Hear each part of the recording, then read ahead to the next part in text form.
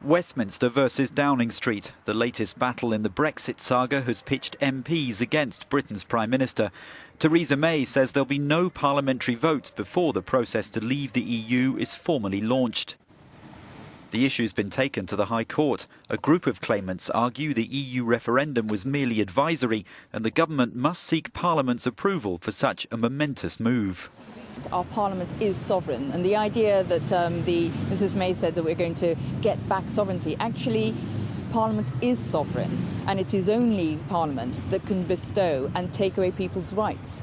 And by triggering Article 50, there will inevitably be a reduction in people's rights.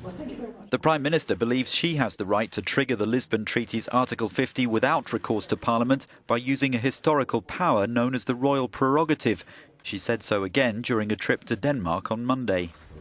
As I said last week, we will formally trigger the process of leaving no later than the end of March next year, and I hope it can be a smooth and orderly departure. Ruling Conservative MPs are among those concerned not just over how Brexit is triggered, but over the form it'll take. Business and the opposition fear that May is planning a so-called hard Brexit, with Britain forced to leave the EU's single market in order to control immigration. I have accepted, I've stood here and accepted, there's a mandate for exit. There is no mandate for the terms. It's never been put to the country. It's never been put to the country. It's not even been put to the Secretary of State's political party. And it's not been put to this House. Where is the mandate on the terms? Under pressure, the government did make a concession this week by allowing Parliament not to vote, but to debate its strategy on leaving the EU under two conditions. We need to be explicit that while we commend and welcome parliamentary scrutiny, it must not be used as a vehicle to undermine the government's negotiating position or thwart the process of exit. Both things are important.